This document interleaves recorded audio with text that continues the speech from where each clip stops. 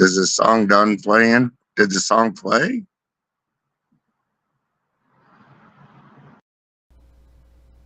The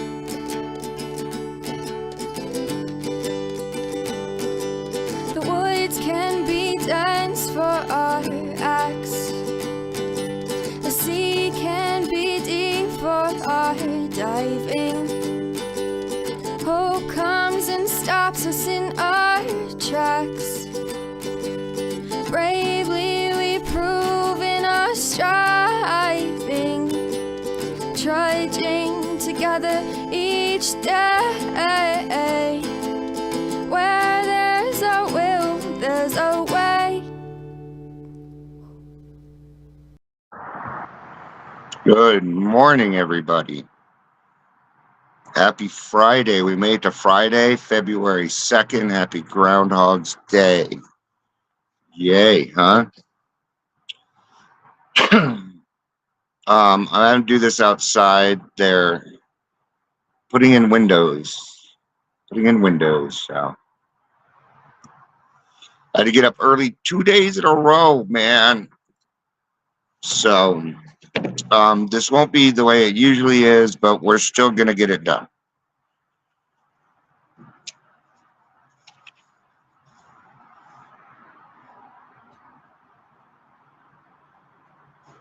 All right. Morning, Amber. Good to see you. I hope you all can hear me okay.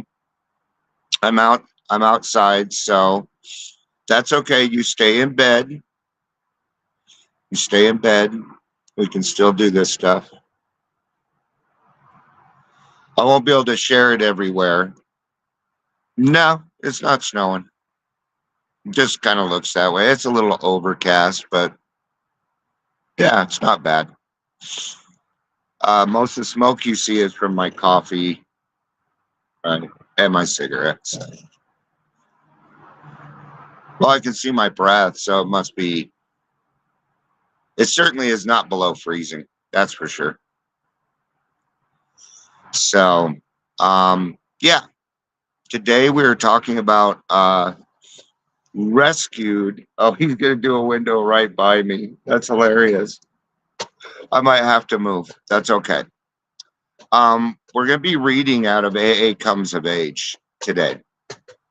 I don't always grab from these, but if I can do something a little different, like AA Comes of Age or As Bill Sees It, things like that, I always grab it because we don't read them very often. So, but today we're going to be rescued by surrendering, which is, I think that's pretty much going to be the second step. So let's get started. I'm just going to start at the top of page 311, if you have the book. Something had taken place under my very nose, which I could not be doubted, and which could not explained away as mere coincidence. I found myself facing the question, what had happened? My answer is that the patient had had a religious or spiritual experience. The answer, however, did not prove particularly enlightening, and it was not until much later that I began to appreciate the real meaning of the answer. Before attempting to explain how further understanding of the significance of religious factor developed, it is necessary to discuss the character structure which had dissolved. Despite most reports to the contrary, there is a growing recognition of a certain common qualities which are regularly present in alcoholics, except those who have frank underlying mental conditions. Characteristics of the so-called typical alcoholic is a narcissistic, egocentric core dominated by feelings of omnipotence, intent on maintaining at all costs its inner integrity. While these characteristics are found in other maladjustments, they appear in relatively pure culture in the alcoholic after alcoholic. In careful study of series of cases, Silman recently reported that he felt he could discern the outlines of common character structures among problem drinkers, and that the best terms he could find for the group of qualities noted was defiant individuality. and grandiosity. So, see, alcoholism comes with they want to move the cats. Then move the cats. They aren't listening to me, and Sawyer hissed at me. I'm right in the middle of this. Sawyer hissed at you. Yeah. Just pick the fucker up. He ain't gonna do nothing to you. All right. I'm the cat whisperer. They need the cats moved. She'll be back. So we have characteristics, narcissistic, all sorts of different characteristics when we get here. So you can see why mental health and a lot of other things are mixed in with alcoholism. Now, are we narcissistic? No. Do we have narcissistic tendencies? Oh, yeah. Oh, yeah, sure we do. Absolutely. You know, every time we point a finger at somebody and call them toxic or call them something else, we got to remember we got 3 more fingers pointing right back at us, man. In my opinion, these words are accurately chosen. I agree. When I am drinking, or if I am not doing anything about my recovery for that day, I will become defiant. I will become defiant individual. Yep. You ever done that? I'm not going to do it. Nobody else knows, and I'm not praying today. Right? Things like that. Don't do that. Pray today, please. And of course, grandiosity. Or we go to the other extreme. I tend to think I'm either the shit or a piece of shit. But notice it's always shit. Okay, why can't I just be me? Right? And that's where we're trying to get to here.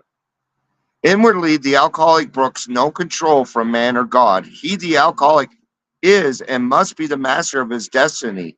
He will fight to the end to preserve that position. Yeah, we will fight to our ending day to preserve the position that we can drink how we want to. That our behavior is justified by the fact of what other people are doing.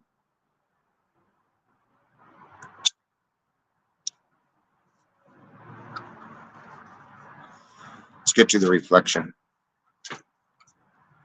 The great mystery is, why do some of us die alcoholic deaths fighting to preserve the independence of our ego, while others seem to sober up effortlessly in AA? I don't know about effortlessly. I've seen some people come to the program and they just got it, man. You know, that wasn't me. Wasn't me. I'm gonna help the window guy, but he didn't need my help. So, help from a higher power, the gift of sobriety, came to me when an otherwise unexplained desire to stop drinking coincided with my willingness to accept the suggestions of the men and women of AA. I had to surrender, for only by reaching out to God and my fellows could I be rescued. Now, and that's the willingness part that we're trying to get from other people, right? Or that we're trying to see in other people so that we can help them, right? And we are rescued. We're rescued by a group of people. We're rescued by a fellowship, in a sense, and that fellowship is twofold, right? And fellowship is the people in Alcoholics Anonymous, and of course, God. God is the other fellowship in that. I'm gonna move so this guy can do his work. I got a big backyard, so I can kind of wander till my internet goes out.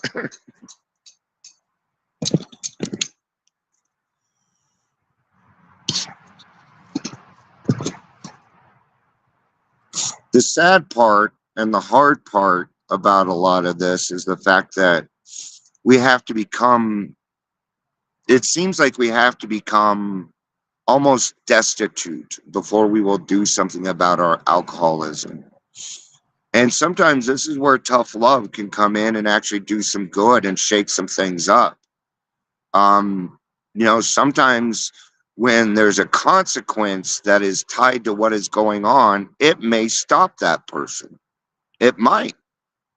Or it's going to do one of two things. It's either going to stop that person or they're going to rebel. One of the two. I rebelled.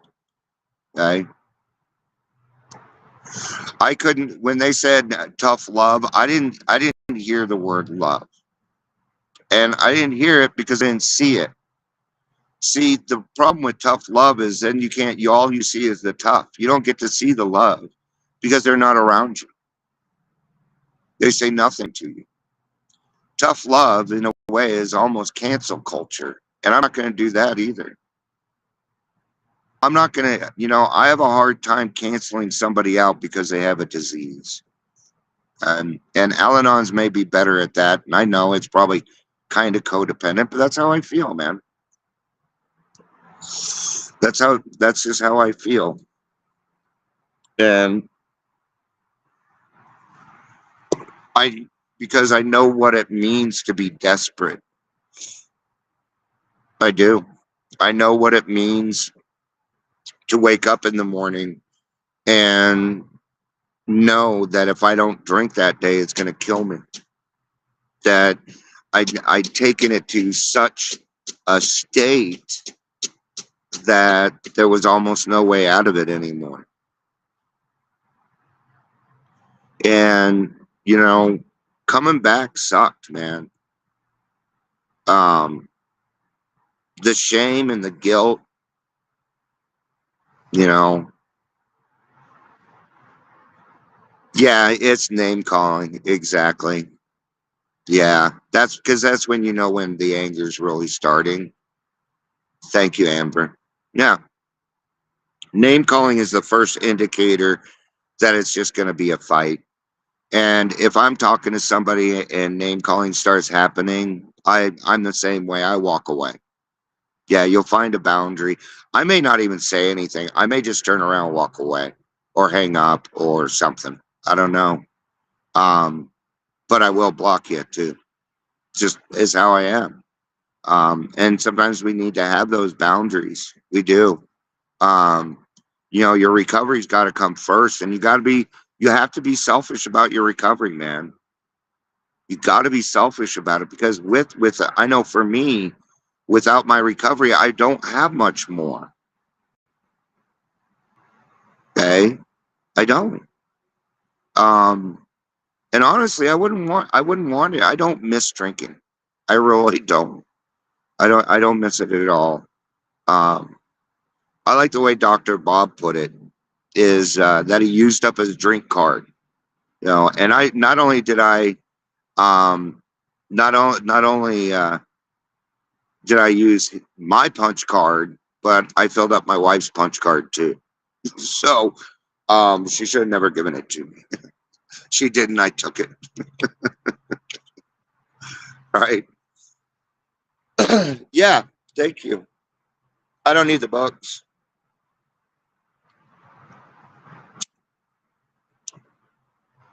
Thank you, sweetie. You got them okay? Yeah. Sawyer's a big fat baby cat. Hey, Sam. Good to have you, man. I like that last name. You know why. So I'm a big. I love my superheroes. So good to have you, Sam. We've been talking about the first thing that we covered was there was a study that was done on alcoholics and personality types, and they found us to be childish, grandiose, and these things do describe us as we're coming into the program. We also just talked a little bit about how, like narcissism. Now, we are not narcissists per se, but we do have those types of qualities, right? ADHD. There's a lot of these different qualities that we may have. Well, the steps are going to clear up a lot of those. Okay, for me, the steps got rid of my resentments. They helped me with forgiveness. And what that did is it cleared the path for me so that I could work on my other mental illnesses. Right. So I had to take care of my spiritual malady first. Yeah. If you are an alcoholic or an addict, they should not be doing any kind of assessment on you until you are at least 6 months sober. Okay. Because a lot of people come in with anxiety, but it leaves. For a lot of people, they come in and the anxiety leaves. Not all of us. No, I still deal with it, but I'm finding new ways. I'm finding new ways. But it was the desperation. It was the thought that, what is my life going to come to? What am I going to leave behind? And I don't know how women feel about that, but as a man, I feel pretty strongly about the fact of what I leave behind and how my name is carried from here. That means something to me. Um, and I didn't want on my tombstone, I didn't want it, died drunk. No. When I leave, I want people to be like, you know what? He did a lot for our community and we're going to miss him. At least I'm going to have that. When I got here, I didn't have 6 people to carry my casket, man. I didn't. I had maybe 2, my wife and my son. That'd be about it. Okay. Now I'm pretty sure I could find 6 people to carry my casket, and that's a big difference. Um, I had a hard time when people said everybody wants to be accepted, needed, and loved. I'm going to tell you that kind of scared me. I didn't want you to love me. Because if you loved me, then I'd have to change. And I didn't want to do that. Even when I came into the program, it scared me to be loved by other people. Because I didn't want to disappoint them anymore. See, anybody that loved me, I drove off. And I was tired of hurting people. So I didn't have friends. I got rid of all of them. So they didn't have to fucking watch me go through what I was going through. I was embarrassed. Because Dion is known as this strong motherfucker, and he's the pod master, and I always get called the Godfather and things like that. So for me, it felt embarrassing. But I found that true courage and true humility and true independence came by being totally dependent on a power greater than myself. And I found a lot of strength there. Oh, Sam, that's hard, man. That's hard. Nice. Thank you for sharing that. Thank you. Wow. See how our friends tend to think of us? Once we get sober and we start to realize the damage we have done. And Sam, the best thing that you did for your best friend was get sober. Because now your best friend isn't going to sit there and lay awake all night wondering if he's going to get that 3:00 fucking phone call that you're dead, or that Sam jumped in a car drunk and killed a couple of people. That's how our endings go. There's a lot of people in prison right now because they got drunk, hopped in a car, and killed other people. Okay? I don't want to be one of.